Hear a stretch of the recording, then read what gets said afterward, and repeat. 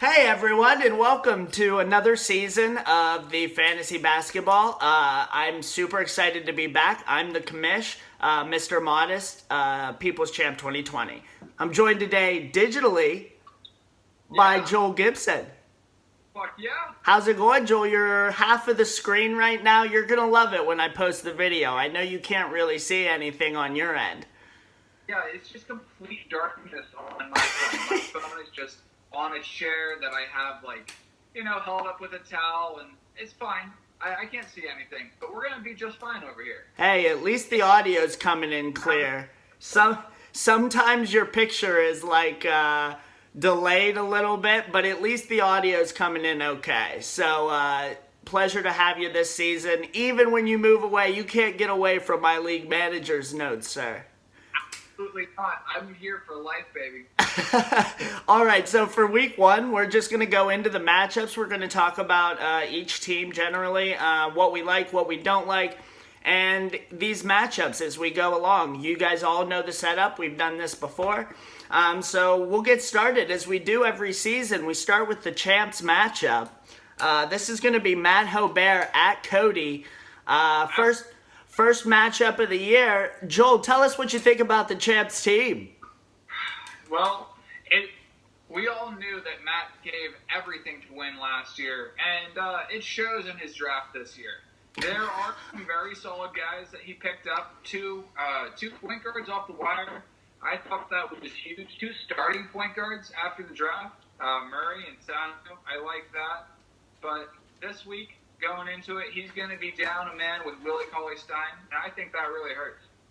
Yeah, I'm going to have to agree. After the draft, I did make the comment that I'm worried about Cody's team only because he has a lot of rookie guards, and traditionally they don't tend to perform great, or at least they're inefficient. So I did make that comment, and I have clarified on the messenger that I didn't think that Cody's team was bad.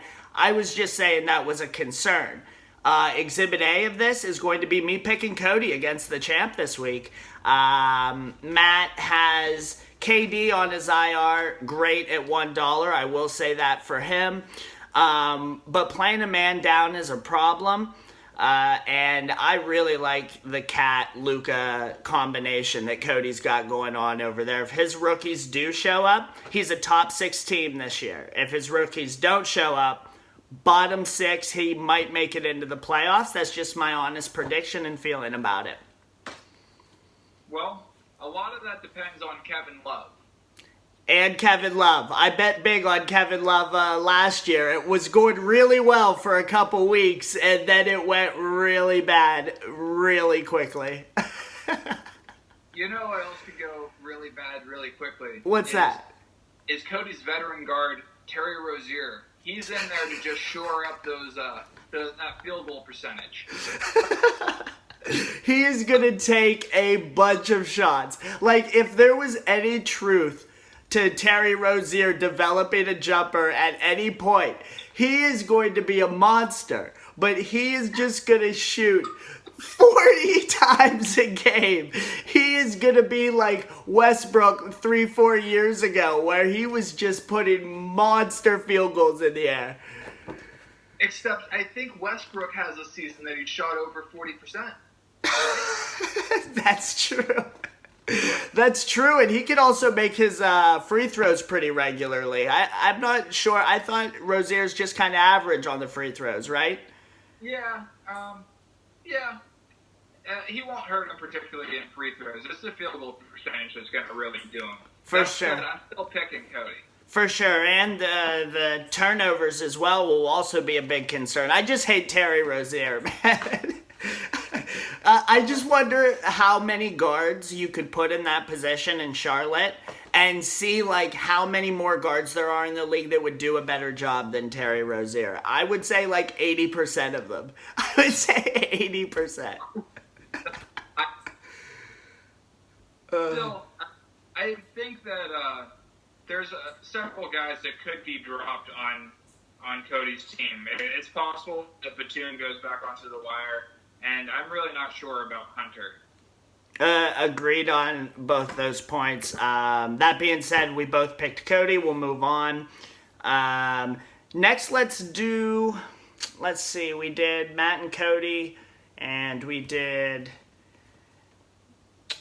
Oh, that was it. Neiman at Kyle. Yeah, might as well do Neiman at Kyle. I thought we were already on our third matchup. We're only on the second one. Boy.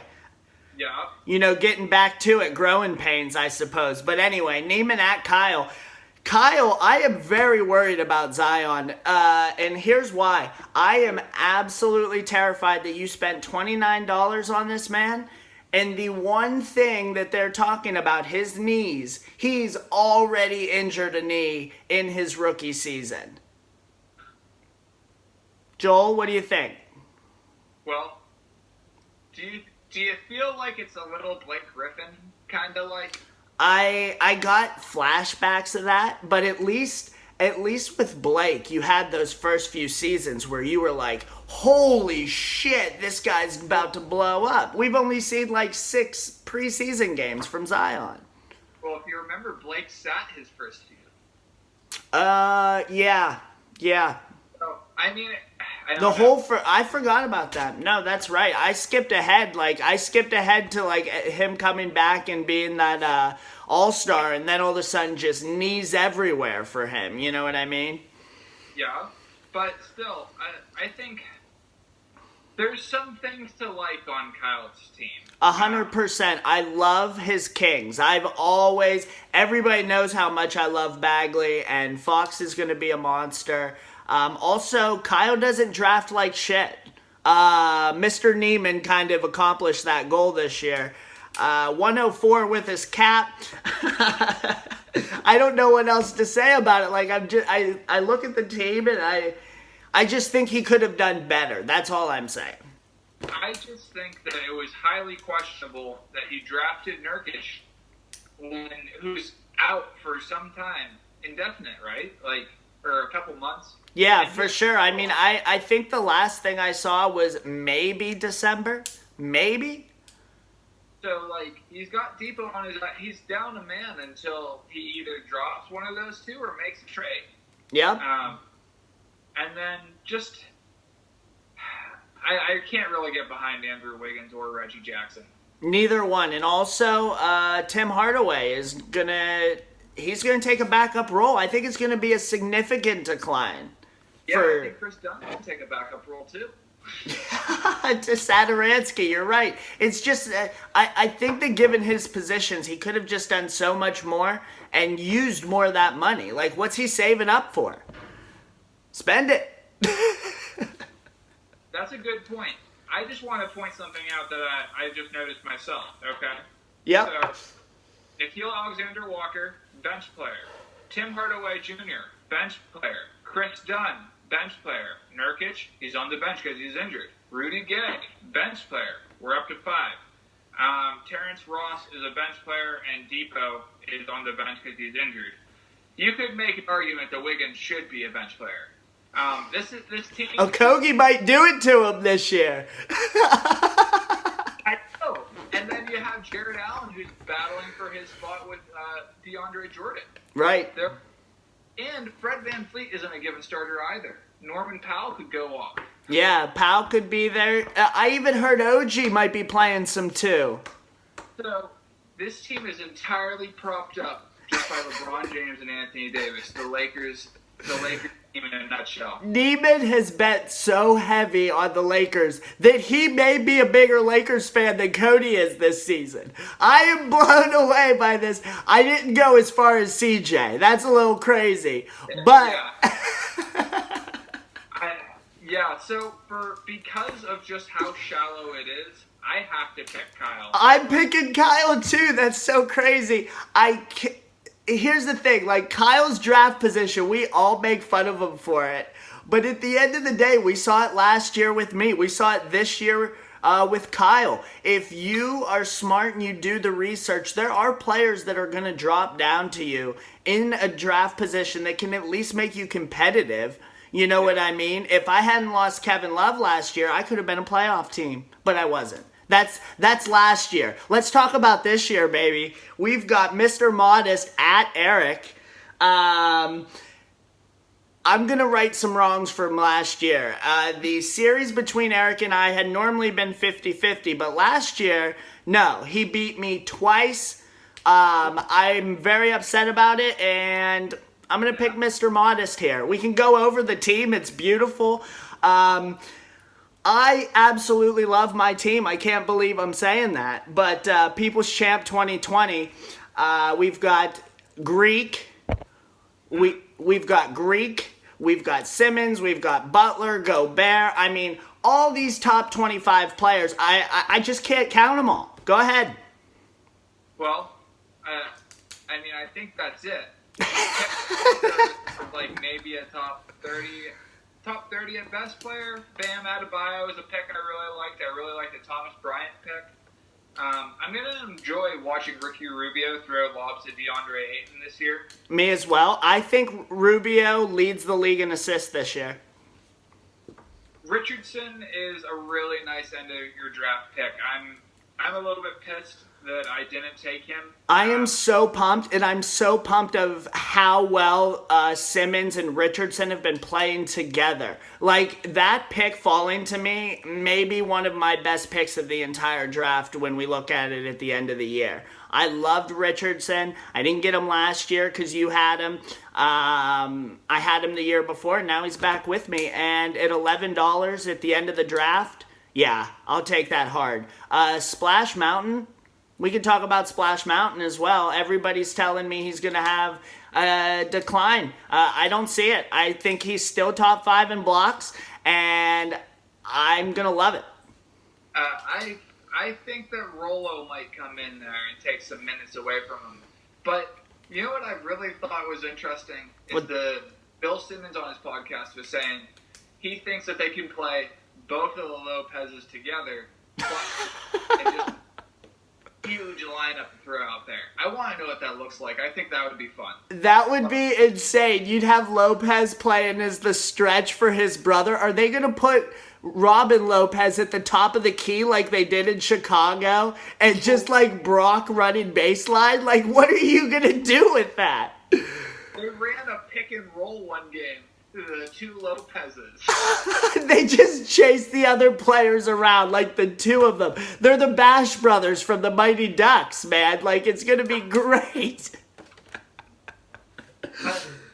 I think he's a very good player, but I think there may be a little bit of a decline, and I don't know that he's necessarily a great fit for your team. Right. I think you just have a man crush on Splash Mountain.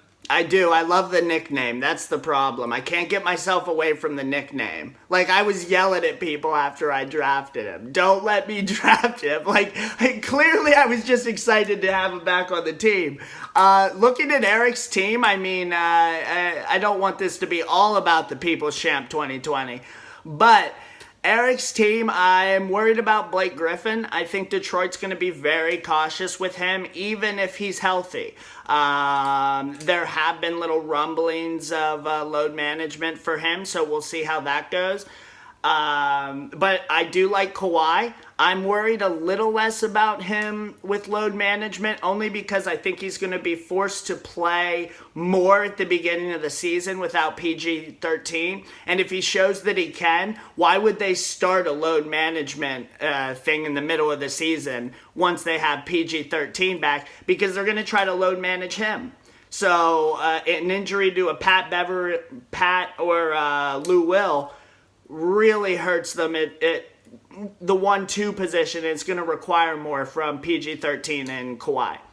Yeah, and Beverly did tweak his cap. I don't know what his current status is.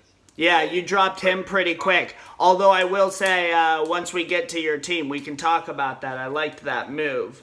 Anything else on Eric's team that really stuck out? Donovan Mitchell, I'm looking for him to get back up to where he was his rookie year. I wasn't impressed with the jump he took last year. But I'm really excited now that I have Rudy Gobert to see him kind of take that next leap forward.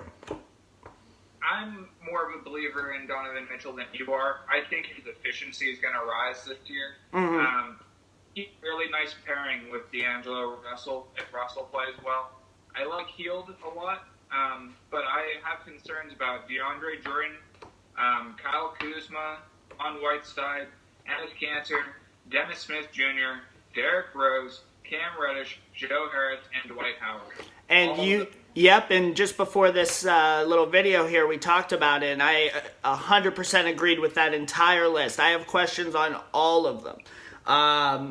But that being said, I don't want it to make it seem like I'm trying to be biased against myself this week. So I didn't want to pick on... About your team.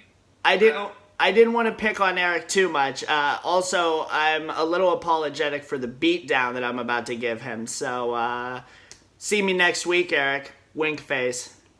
Go ahead. I just want to say, I think you do have some question marks on your team. Do you?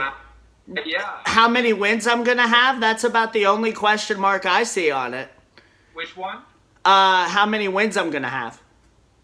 That's the question mark I'm focused on. I think Ricky Rubio could be a concern. Devin Booker sure looked like he liked having the ball in his hands. Sure. Miles Bridges and D'Lo both had not great preseasons. All right. Question marks. All right, so I agree with some of those question marks. Miles Bridges, I'm fine with. If he gets a double-double and averages 1-1 in the defensive category, that's all I want from him. I'm not expecting a lot from him. I have so many top 20 players, I'm not worried about the bottom of my team except to be average, okay?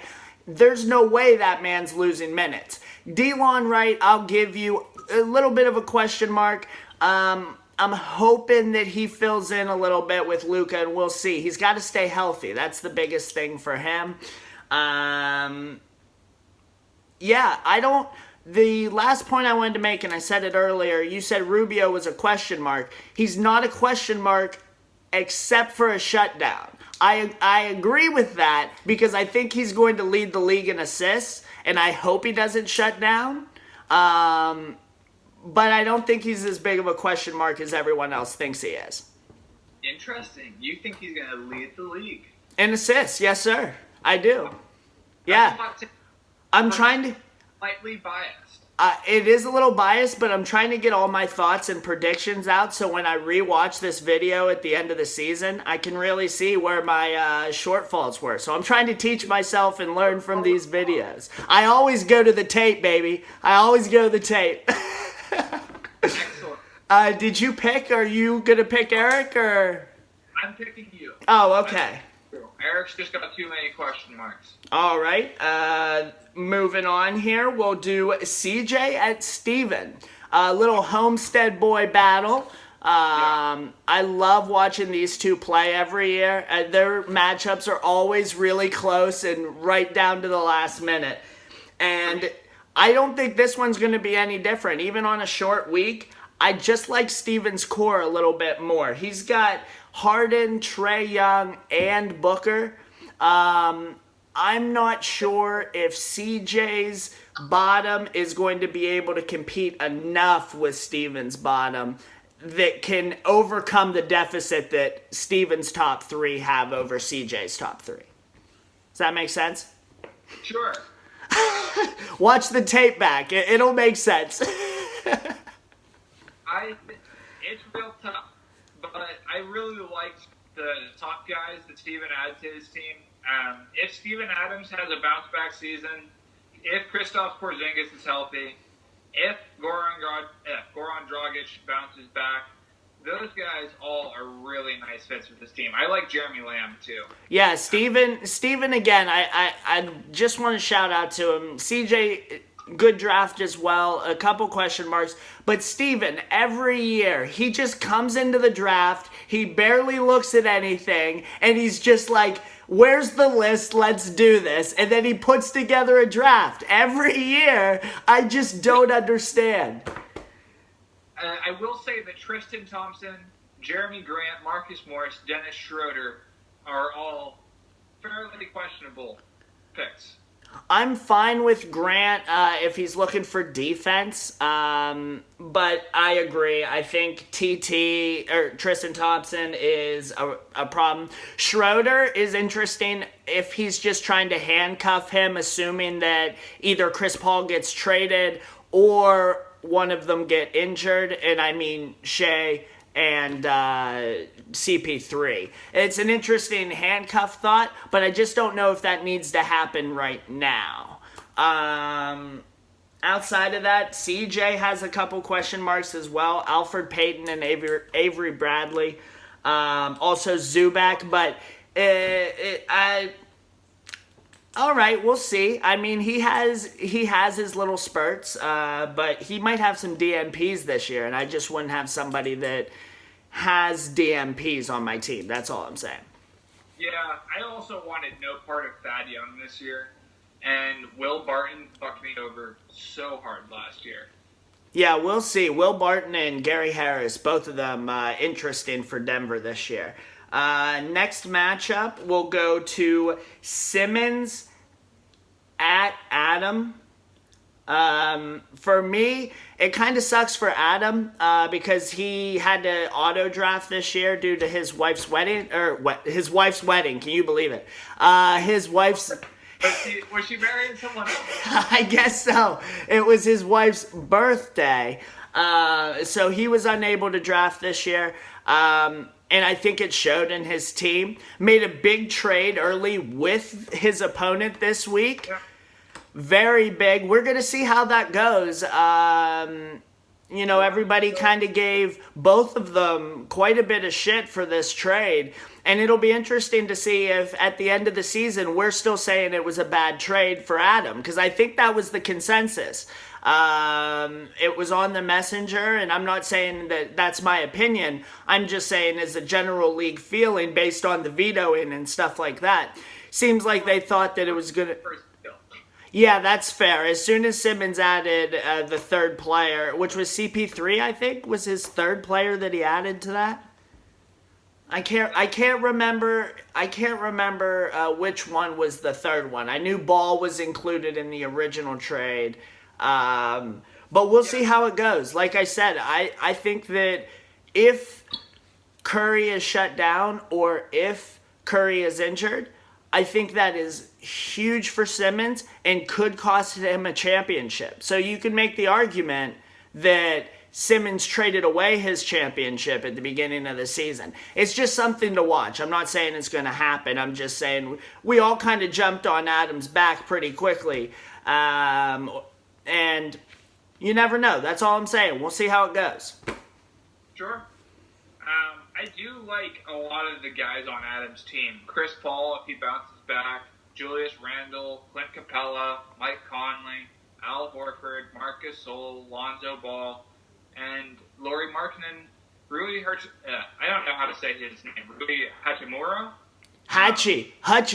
Or Hatchie or Hutchie. I just shorten it up because I can't say it with any kind of consistency either. Those guys all got some upside.